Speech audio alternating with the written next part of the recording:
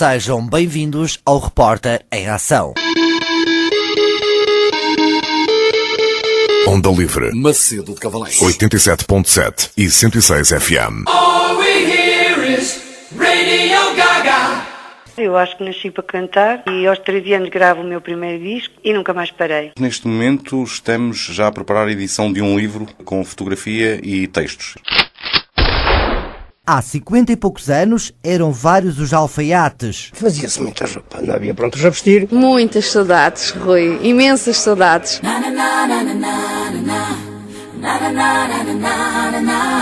É dinamizar a noite macedense. Ganha a cidade que ganha movimento e nós que gostamos de ver os nossos eventos. Entendeu-se com estas duas atividades. Na primeira delas, de facto, contar a história de Macedo de Cavaleiros. Repórter em Ação.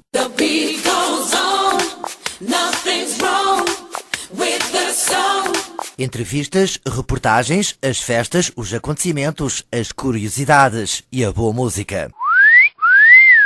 Olha, uma das coisas boas que eu ganhei foi amizades que já me ajudaram ao longo deste ano a dar uns passinhos no fado. O livro é um romance e um drama, se assim se pode dizer. O segredo é, como eu já lhe disse, é tratá-las bem. Eram para aí 70 sapateiros. E hoje quantos há? Hoje somos 2 ou 3. É o realizar um sonho, ou seja, um sonho que era impensável e agora está realizado e está materializado. Está na companhia do Rui Costa, na Rádio Onda Livre de Macedo de Cavaleiro. Repórter em Ação.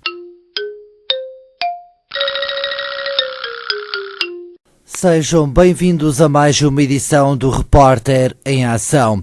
E neste momento vamos já em direto até Lisboa, Ana Maria Calado, hoje com um convidado muito especial. Mais uma vez ao gente da minha terra e hoje com um convidado muito ilustre, General Loureiro dos Santos. Penso que quase todos nós conhecemos da televisão, de termos já ouvido falar. Hoje é convidado da Onda Livre, é convidado de Ó Gente da Minha Terra e é com muito orgulho e, claro, com muito prazer que eu recebo este convidado. Recebeu-nos, ele de propósito veio ter connosco, neste caso à Casa de Trás-os-Montes e Alto Douro. Sr. General, antes de mais nada, muito obrigado por ter aceito o nosso convite. E antes disso, quero só... Muita gente já ouviu falar no General Loureiro dos Santos, mas uma breve explicação de quem é este homem. Nasceu em 2 de setembro de 1936, em Sabrosa, Vilela do Douro.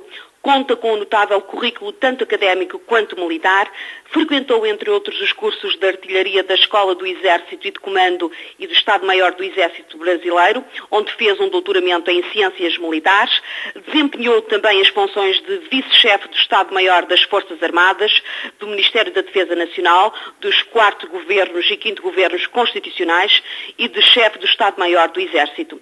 É conferencista e autor de obras e de artigos na imprensa especializada sobre estratégica, segurança e defesa. Na Europa, a América publicou já 7 livros. Mas, acima de tudo, é um transmontano. Sr. General, nasceu em Trás-os-Montes. Como é que veio para Lisboa? Bem, eu nasci em Vilela do Douro, mas estive lá pouco tempo. Quando saí de lá tinha 3 anos.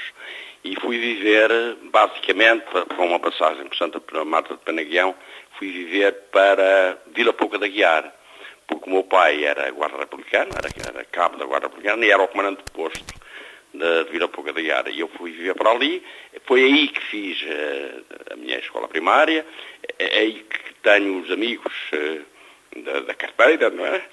Que são os grandes amigos que perduram para todo o tempo. Depois...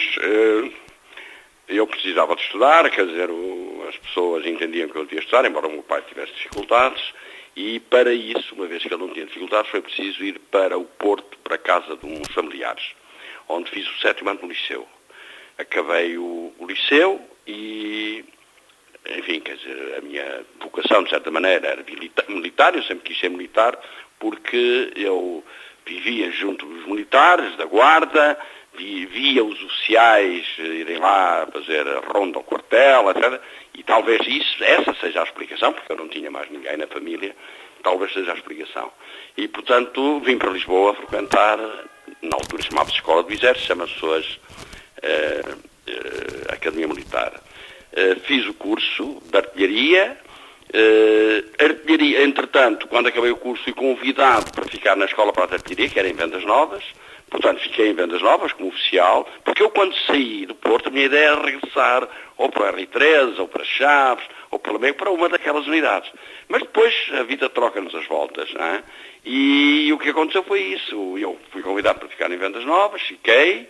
Ao fim de 5 anos começa a guerra, vou fazer uma mobilização ao Angola, voltei, fiz o curso de Estado-Maior, convidaram-me logo no fim do curso para professor e, portanto, fiquei em Lisboa, comprei lá uma casa nos arredores de Lisboa e foi lá que sempre vivi. Agora, eu nunca perdi o contacto nem com os meus parentes, que agora os meus irmãos, tenho 2 irmãs vivas, estão no Porto e vou lá de vez em quando e contacto permanentemente com elas, nem com as terras por onde eu passei atrás dos montes.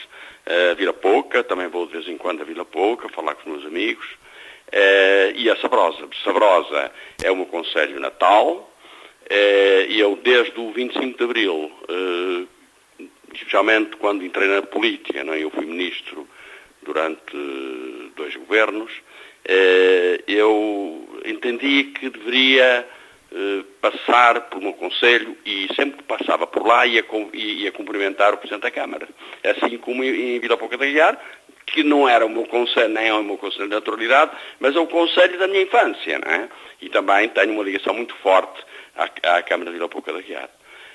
Portanto, sempre vou lá e portanto, mantenho umas relações relativamente fortes, às vezes vou à universidade, estás no Museu do Douro, outras vezes faço conferências, vou a Lamego, enfim, uma série de atividades que eu, enfim, vou desenvolvendo. Temos já uma coisa em comum, o meu pai também era GNR, eu não segui a via militar, mas também os militares sempre me atraíram muito, porque também na minha família, o meu irmão também é militar, portanto, a farda da GNR sempre foi uma coisa que me diz muito. Emocionou-se. Acho que é o primeiro convidado que eu tenho que, pelo menos, Rui, as lágrimas correram-lhe quando se lembrou da terra. 3 anos, com 3 anos, foi uma infância difícil, dura, teve que trabalhar e estudar ao mesmo tempo, porque eu sei que no meu tempo, que eu sou um bocadinho mais nova que o Sr. General, já era difícil, o meu pai não ganhava grande coisa, eu imagino que no seu tempo o seu pai também, com os irmãos, portanto, como é que foi a sua infância? Sabe, enfim, eu, enquanto andei na escola primária, tinha os meus pais, estava em casa dos pais, etc. Quando fui para o Porto, vivendo em casa dos meus tios, o meu pai não tinha dinheiro para mandar, não é? Eu recordo de vez em quando o rei fazia anos, mandava uma nota de 20 escudos, que era uma nota verde, não sei se recorda. Santo António? Exatamente. E eu, para mim, isso era uma festa para mim, e eu, a partir do 3º ano do liceu, na altura, fazia-se o 2º, havia um exame, e no 3º ano do liceu comecei a dar explicações a colegas da minha turma. E era assim que eu fazia uns cobrecitos. Tive sempre a isenção de propinas, portanto esse problema não existia, mas havia os livros, havia os cadernos, havia todo o material escolar, que naquela altura, como sabe, éramos nós. Eu comia na cantina, portanto também tinha o almoço bastante mais barato, muitas vezes de graça, na cantina, portanto foi assim que eu fiz a minha vida. Quando cheguei ao 7º ano e fiz o liceu, eu disse ao meu pai, olha, eu quero ir para a Escola do Exército. Então naquela altura, agora não é assim, mas naquela altura, quando nós íamos para a Escola do Exército, tínhamos que comprar um enxoval, que era a roupa da cama, uma arca, quer dizer, aquilo que nós tínhamos que viver lá. E além disso, durante todo o curso, nós tínhamos despesas, com livros, com coisas, e claro, eu não tinha dinheiro, o meu pai não tinha dinheiro, então combinou-se o seguinte, o meu pai fazia um empréstimo, e eu... quando começasse a ganhar dinheiro, pagava esse empréstimo. Exatamente, foi isso que fiz. Eu recordo-me que quando estava em Vendas Novas e recebi o primeiro vencimento, que já não me lembro, mas na altura devia ser uma coisa, para mim devia ser muito, a primeira coisa que fiz foi ir aos Correios. Naquela altura mandava-se, quando se transferia dinheiro, para o Vale do Correio. Lá mandei a minha primeira prestação, pronto, até que paguei. Foi assim que eu fiz a minha vida.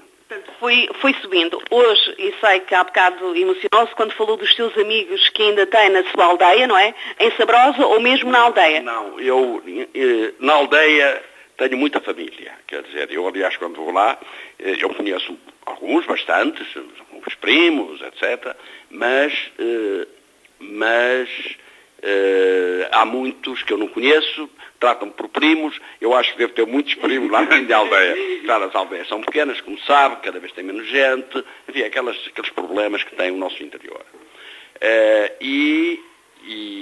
Mas em Vila Pouca de Aguiar tenho colegas mesmo da escola primária, mais ou menos da minha idade, com os quais sempre que vou lá, encontro-me, janto em casa deles, às vezes até fico em casa deles. E pronto, vou lá, portanto, sempre que vou lá visito os amigos.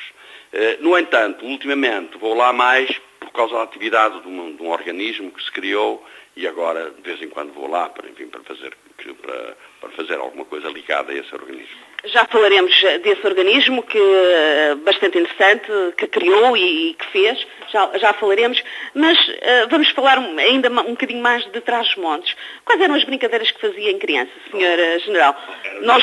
Não brincava aos ladrões e aos bandidos e às pistolas, ou já tinha essa vontade de comandar? Não, eu também jogava a isso, aliás, nos primeiros anos do liceu. Eu recordo-me nos primeiros anos do liceu, porque o meu liceu, que era um liceu, na altura, chamava-se Rodrigues de Freitas, depois passou a chamar-se Dom Manuel II, agora novamente Rodrigues de Freitas, junto tinha uma capela feita muito antiga, românica, e que tinha lá umas ruínas e tal. Então a gente ia para lá brincar a isso. Mas eu lá, em Vila Pouca de Aguiar, eu jogava a bola, jogávamos ao peão, com as caricas, jogávamos, enfim, aquelas coisas que nós fazíamos. Arco, que éramos nós que fazíamos, os arcos, portanto eram brinquedos que nós fazíamos, não é? Não é como hoje, está tudo feito.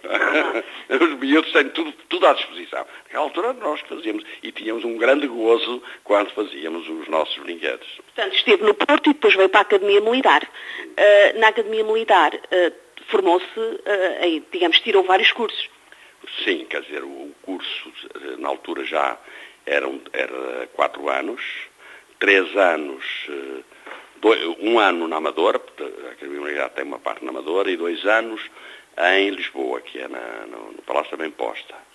E depois íamos para as escolas práticas respectivas, para Vendas Novas, no meu caso, onde fazíamos em um último ano, já éramos aspirantes a oficial, mas ainda estávamos ligados à academia, isto é, só nos davam a nota final do curso depois de fazermos, de certa maneira, a parte prática, que era em Vendas Novas. Pronto, e acabei uma coisa que depois, mais tarde, iria ser tornada equivalente a licenciatura. E agora até é mestrado, não é? Como sabe, agora com Bolonha e tal, isso alterou-se. E depois tirou o doutoramento no Brasil. Porquê no Brasil? Eu tirei o curso de Estado-Maior aqui, não é? Que era um curso difícil, era um curso de 3 anos de curso. Recordo-me que entrámos 16 para o primeiro ano, só passámos 8 para o segundo, acho que foi 8, e depois só acabaram o curso 6. Portanto, era um curso muito duro. E fiquei a dar aulas nesse curso, quando acabei, e fui colocado simultaneamente no Estado-Maior do Exército, na repartição do Gabinete-Chefe do Estado-Maior.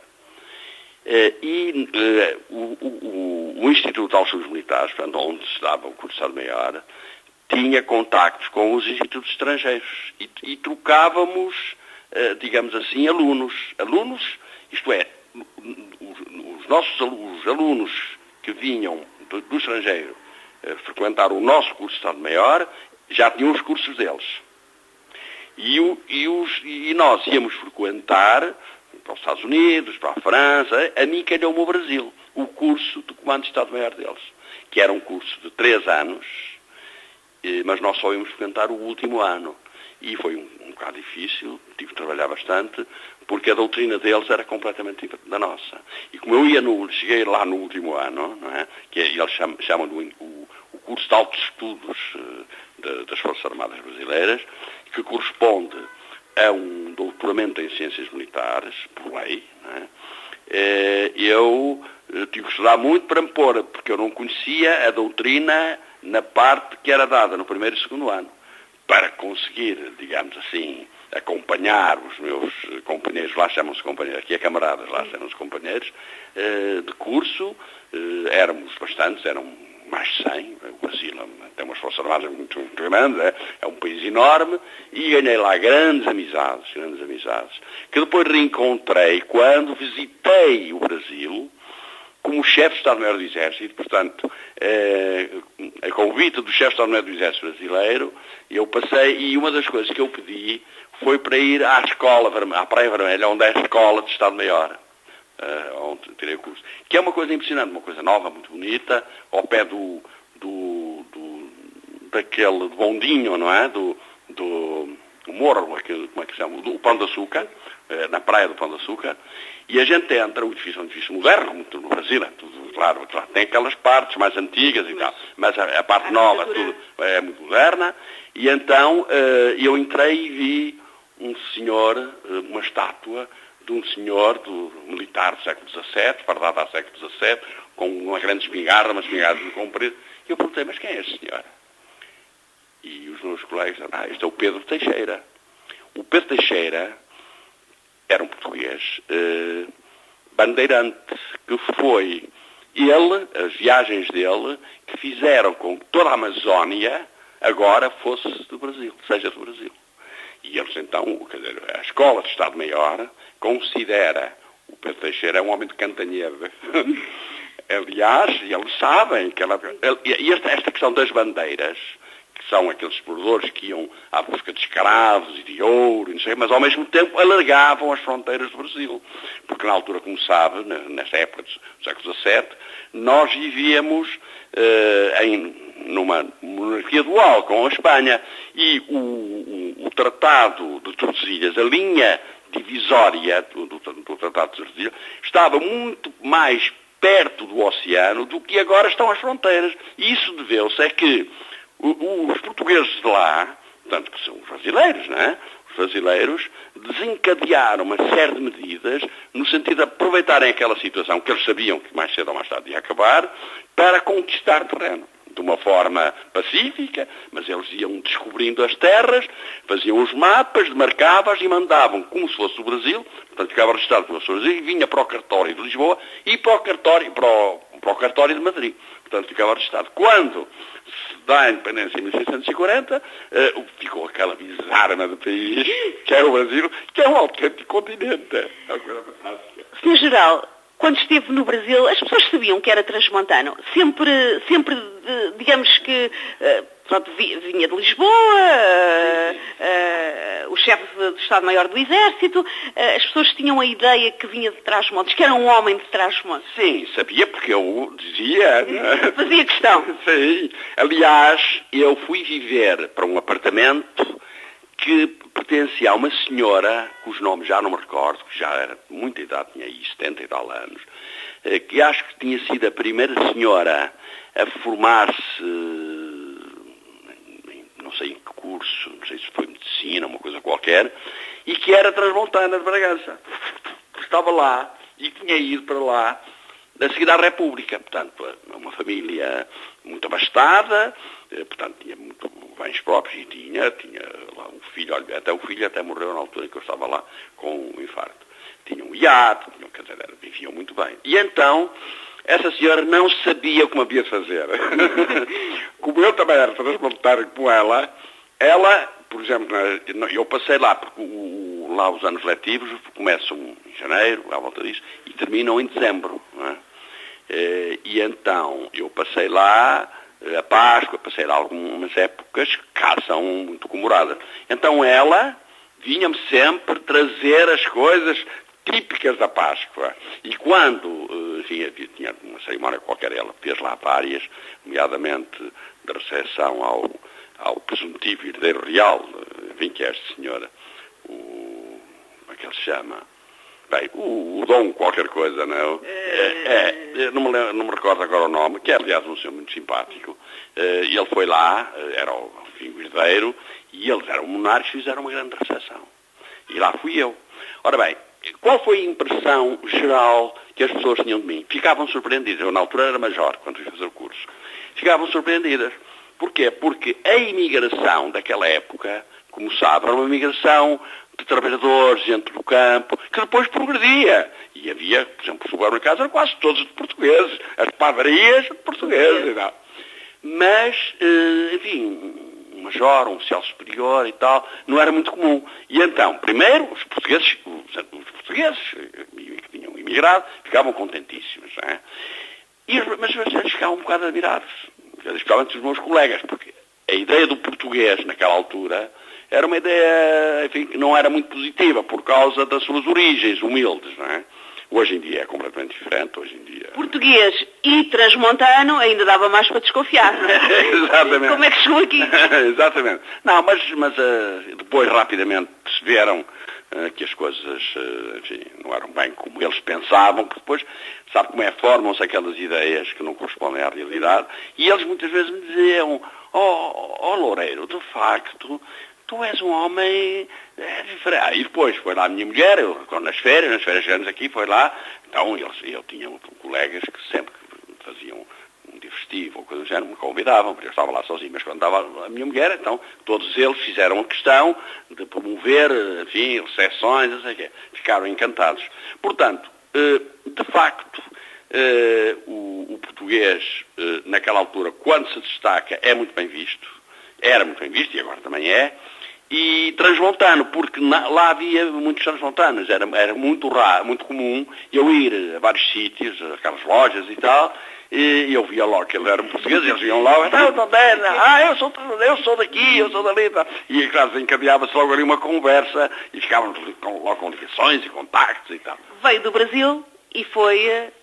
Vim do Brasil e voltei para professor de cursos de Estado-Maior e depois fui nomeado para chefe de Estado-Maior do Comando Militar de Cabo Verde. E estava lá quando se deu o 25 de Abril.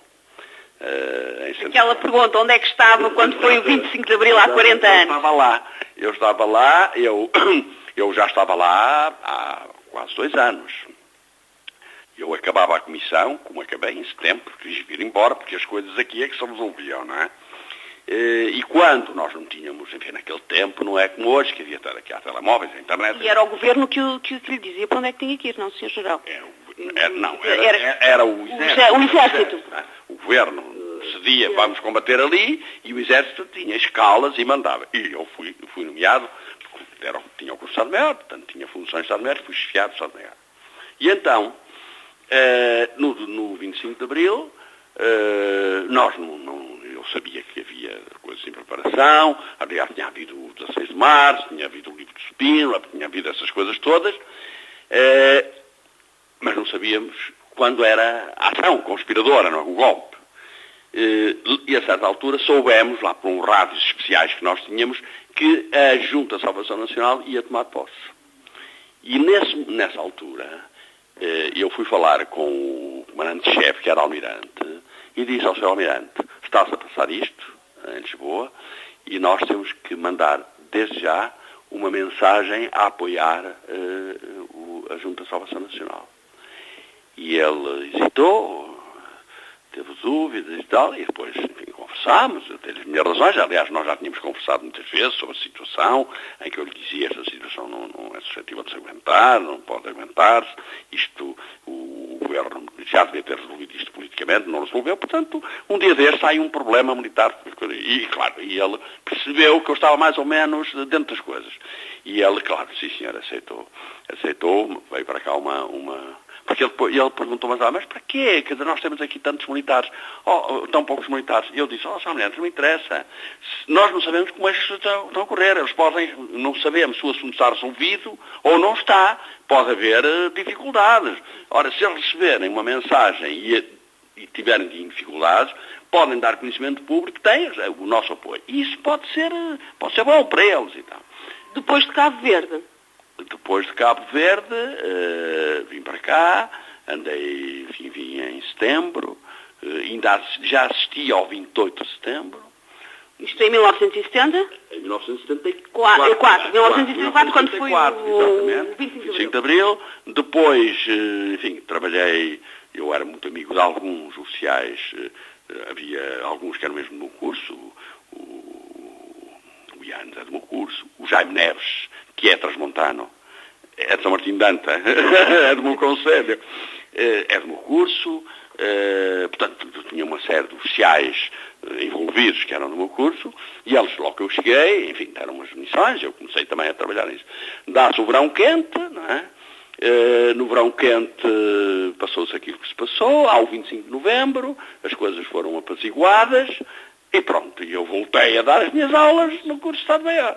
Até que, em 1977, o General Yanes, que na altura era o Presidente da República e chefe do Estado-Maior-General das Forças Armadas, chamou-me e disse: Loureiro dos Santos, é preciso reorganizar as Forças Armadas e tu és a pessoa indicada para o fazer.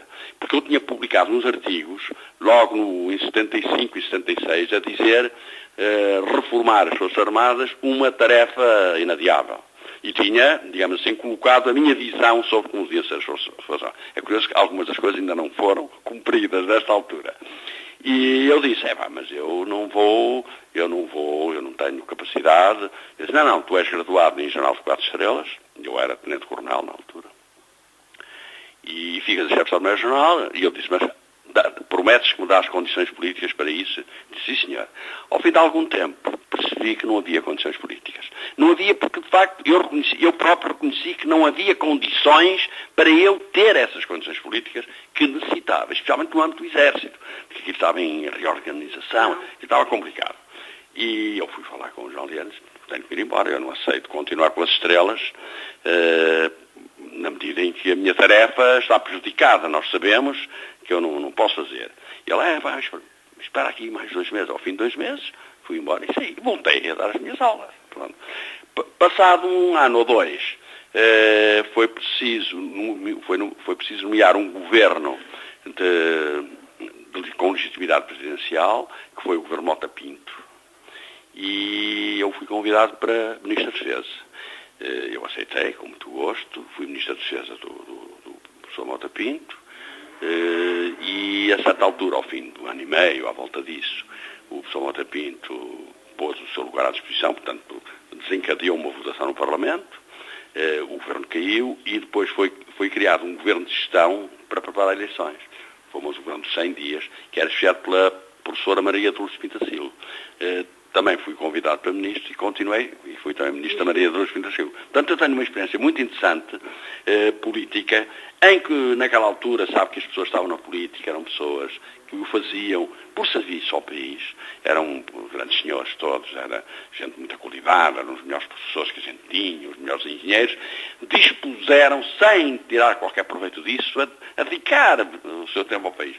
Depois, acabei, o governo foi substituído pelo Sá Carneiro, eu fui substituído pelo Amar da Costa, Ministro da Defesa, e pronto, regressei, já era coronel, fui comandar uma unidade.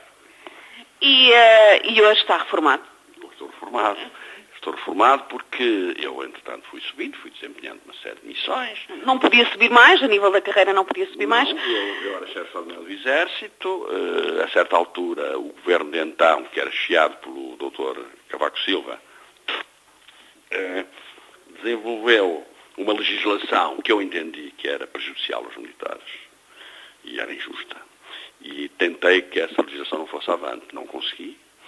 Embora tivesse o apoio do Ministro da Defesa, entendeu-me, o próprio Presidente da República, que era o Dr. Mário Soares, em Conselho Superior de Defesa Nacional, mas eu não consegui e demiti-me e fui embora. Já voltaremos a essa parte. Vamos voltar, porque normalmente os transmontanos que vêm para Lisboa, ou vêm quase todos para o serviço militar ou para o seminário. Porquê é que será?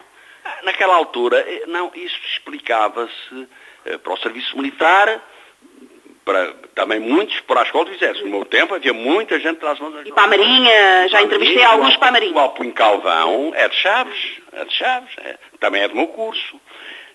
Agora, eu julgo que eram carreiras, digamos assim, de prestígio que permitiam a ascensão social, a mobilidade social. Era uma forma, digamos assim, de trepar uns degraus da mobilidade social, vir para Lisboa e frequentar aquelas 2 profissões que eram profissões de prestígio, especialmente na nossa região. na nossa região, o senhor padre e o senhor oficial, e pronto, e isso explica, julgo eu, é a explicação de muita dessa gente procurar Lisboa para se formar. Sr. General, houve muita gente com certeza a acompanhá-lo nesta sua carreira.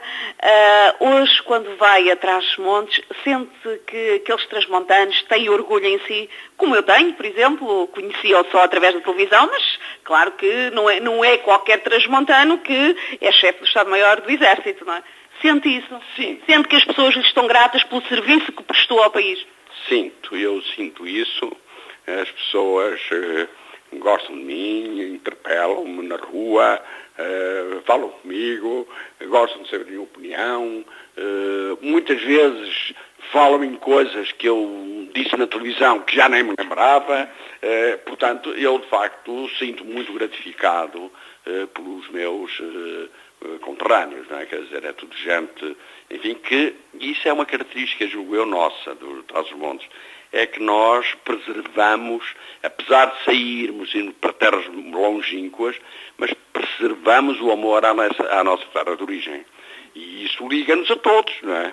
Eu vou-lhe confessar uma coisa, quando, claro que foi o Dr. Nuno Aires que me deu o seu contacto, desde já eu agradeço, o Presidente da Casa de Trás-os-Montes, e ele disse, Ana, entreviste o General Loureiro dos Santos. Eu disse, o General Loureiro dos Santos?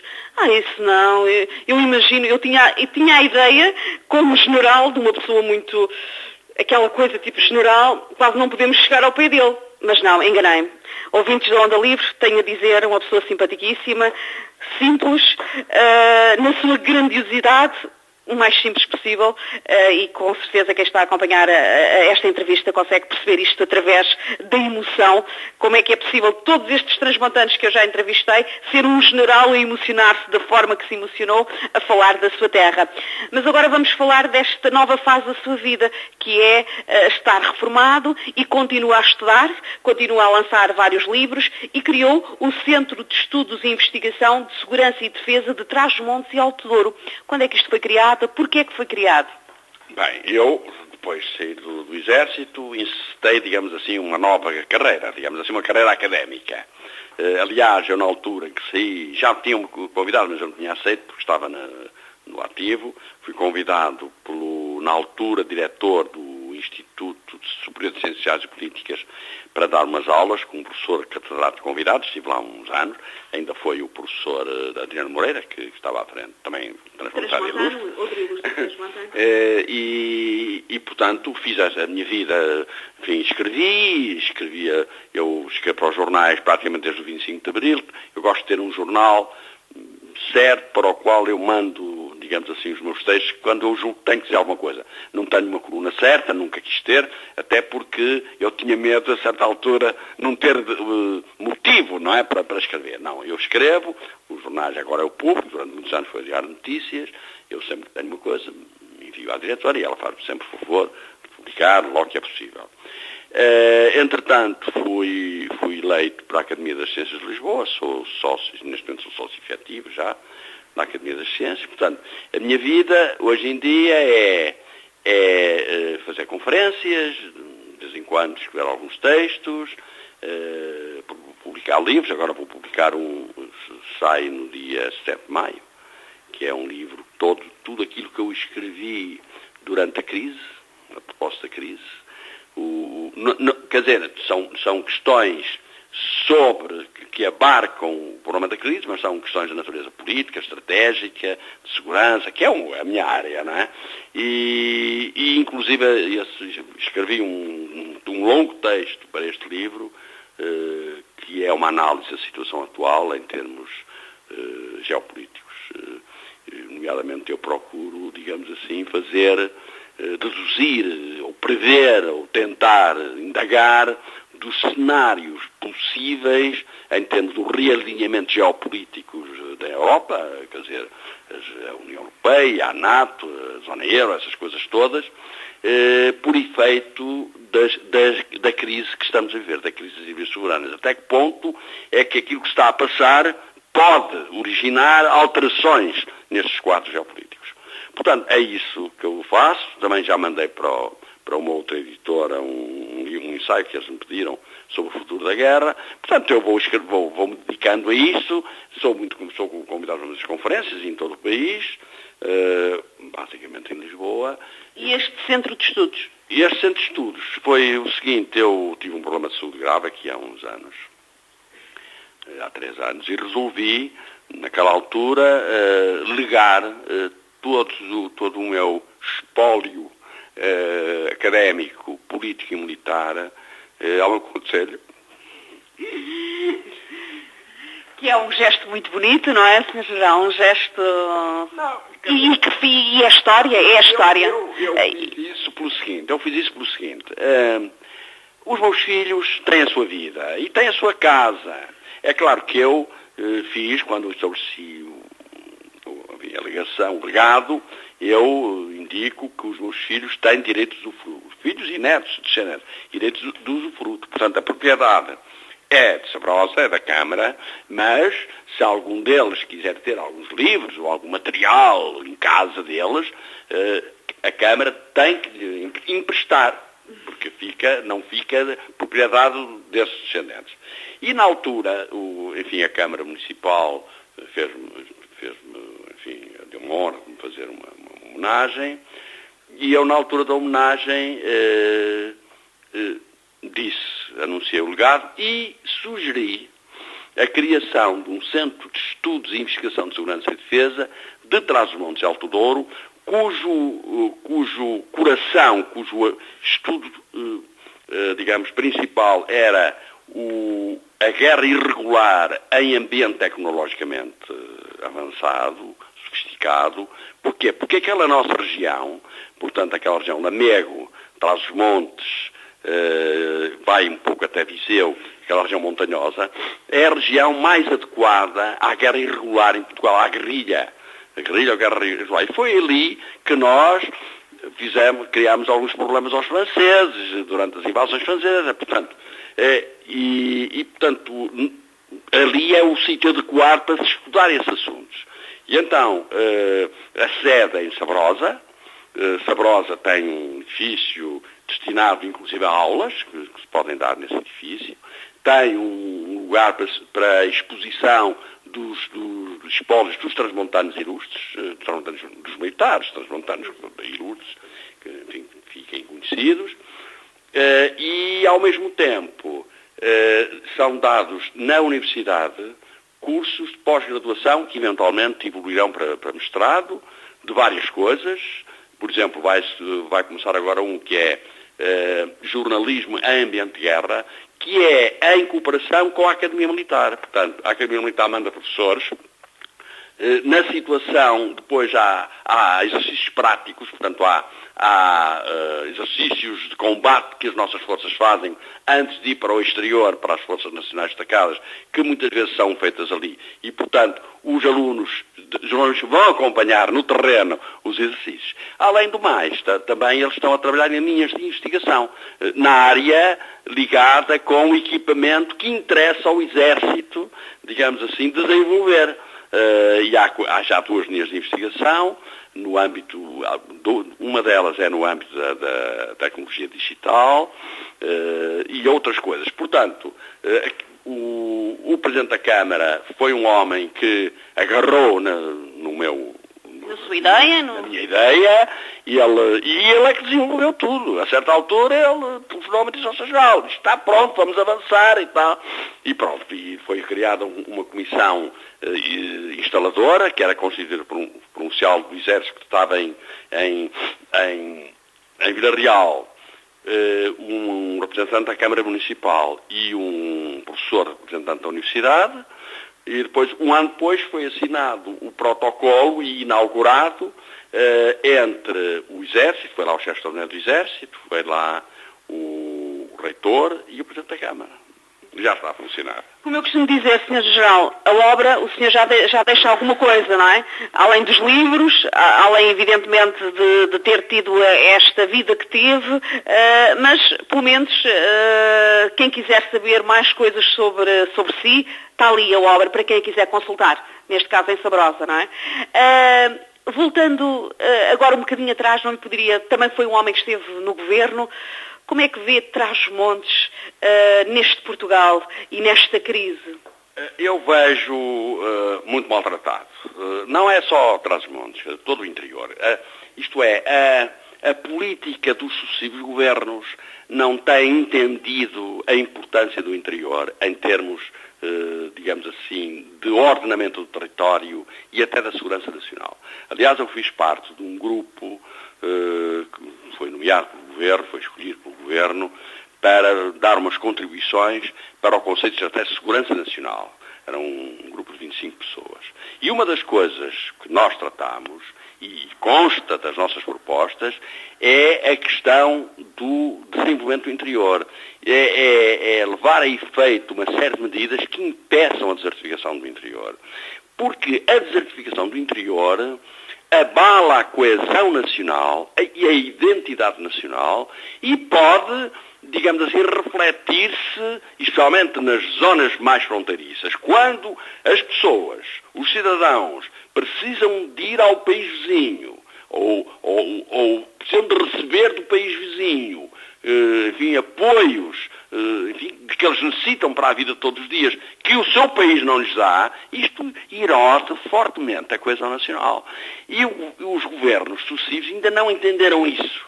Por exemplo, aquilo que está a passar neste momento com os fechos de uma série de coisas em Trás-os-Montes, como fazem os tribunais, os centros de saúde, tudo estão a tirar coisa absolutamente indecente, não tem outra palavra. E porquê é que isto é feito assim? Porque cada ministro tem o seu problema. E o Ministro das Finanças diz, o senhor tem que cortar tanto. Pronto. Independentemente, enfim, daquilo que é mais importante, menos importante, quais são as prioridades. E o Ministro, perante esse problema, vai ver onde corta e não percebe. Portanto, o Ministro da Justiça ou a Ministra da Justiça, quando fecha o Tribunal, não percebe que depois é fechado as finanças e já foi fechado não sei o quê, e aquela gente não tem capacidade, inclusive, para se apoiar para aquilo que necessita, porque a vida de todo cidadão necessita desse tipo de coisas. Eu julgo que as universidades podem ter um papel relevante nisso. E eu sei que há, enfim, ideia, há movimentação. Eu fui também durante uns anos membro cooptado do Conselho Geral da Universidade Nova de Lisboa, cujo reitor, na altura já era, ainda é hoje o professor António Rendas. Eu já falei com ele sobre isso, e ele e todo o Conselho de Reitores está muito interessado em exatamente aproveitar a universidade, o movimento dos alunos e a distribuição dos cursos para, digamos assim, manter vivo e desenvolver o interior. Porque tem que haver empresas no interior, tem que haver coisas no interior. Ora bem, se não há nada disso, os jovens têm que procurar um lugar onde viver. E, portanto, é por isso que a gente vai às nossas aldeias, só vê velhos, não é? Portanto, isso tem que se inverter, porque isto até é um paradoxo terrível, porque quem olha para o nosso território, esta língua, esta nesga de terra, como dizia o Torga, que também é do meu conselho, o Torga, quer dizer, isto é tudo litoral. Quer dizer, em qualquer país, um grande país, uma faixa de 250 a 300 km de largura é o litoral. Ora, com as vias de comunicação que nós temos agora, é perfeita. E era preferível, digamos assim, colocar no interior uma série de infraestruturas que até davam uma maneira de viver melhor e descongestionava o litoral, que está absolutamente caótico. Portanto, não entendo como é que não há uma iniciativa, uma perseverança nesta questão daquilo que nós chamamos o reordenamento do território. Sr. Geral, que conselho é que dava aos governantes de Trás-os-Montes, aos presidentes de todas as câmaras de Trás-os-Montes, para desenvolverem mais, porque são esses que o podem fazer?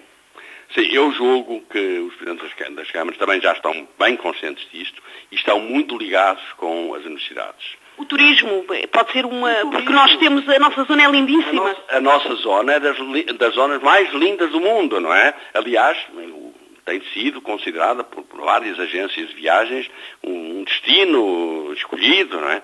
E, portanto... A barragem do Azibe, que é património... Exatamente. Temos, de facto, uma série de coisas boas que nós podemos explorar. Os presidentes das câmaras, eu julgo que estão conscientes disso.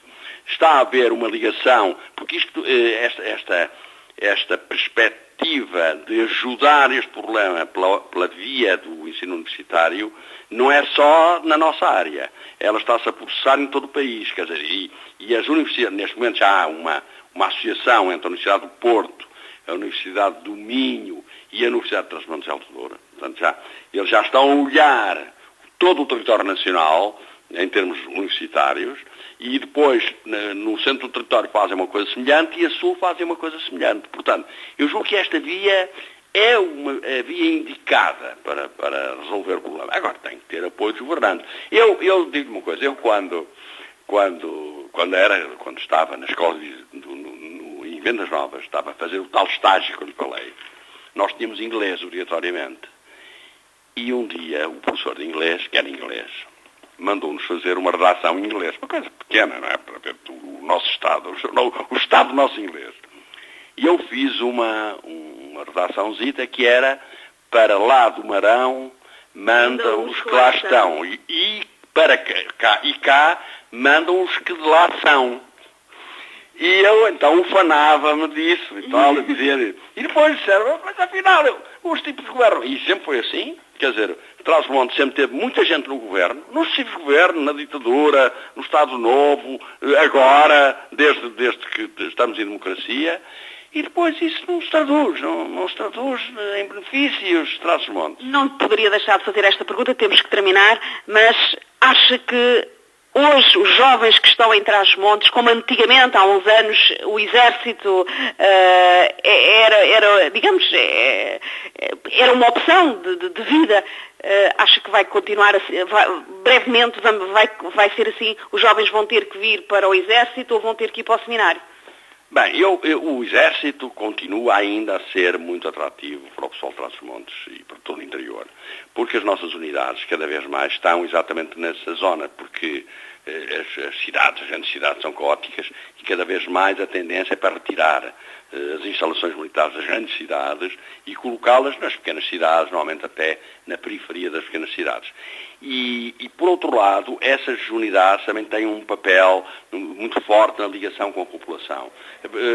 Faz o apoio aos bombeiros na altura dos incêndios, nos patrulhamentos, sempre que há um problema, os militares apoiam e, portanto, as próprias populações sentem-se confortáveis com as unidades militares lá. E quando os governos pensam em retirar, vem toda a gente a Lisboa pedir para que isso não aconteça. Portanto, há de facto, continua a haver uma grande ligação em Trás-os-Montes, e Trás-os-Montes aquela zona, Trás-os-Montes, Alto Douro e Beiras, é a zona que tem mais unidades militares, presentemente. Acha que o nosso país, o nosso Trás-os-Montes, temos esperança ainda que este país vá para a frente e que nós jovens e aqueles que são menos jovens, que esses até nos preocupam mais porque têm menos defesas e não se podem defender, ainda podemos ter esperança, Sr. General?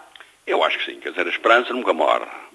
Eu ainda, anteontem, fui meio parte de uma conferência na Gulbenkian, enfim, sobre os 40 anos de 25 de Abril, e a certa altura perguntaram-me, foi uma senhora de um órgão de comunicação social, foi um pouco para me estimular, se, tal como em 25 de Abril os jovens militares fizeram uma revolta e tal, se neste momento também isso, e eu tive que dizer, não, porque os militares, na altura, enfim, do Estado Novo, da ditadura, nós não tínhamos liberdade de expressão, não tínhamos liberdade de reunião, havia a polícia política, havia a censura, quer dizer, era uma situação completamente diferente. E os militares cumpriram o seu dever quando acabaram com essa situação.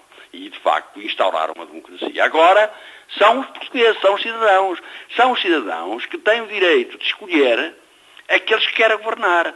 Se nenhum dos projetos que se coloca aos cidadãos é da simpatia deles. Então os cidadãos têm o direito deles próprios organizarem, digamos assim, terem iniciativas, organizar partidos políticos, estruturas políticas, para se candidatarem às eleições. Portanto, os militares naquela altura cumpriram o seu dever. Os cidadãos têm que cumprir o seu. Porque aquilo que está a passar foi por culpa nossa. Nós é que temos vindo a eleger sucessivos governos. Portanto, temos que tomar... As nossas armas são os votos. As nossas armas são os votos. E não são só os votos, é a nossa possibilidade de nos manifestarmos, é a nossa possibilidade de falarmos, de falarmos bem, mal, deste e daquele. Ora, isso não havia antes do 25 de Abril. Eu vivi esse tempo, eu no 25 de Abril já tinha 38 anos.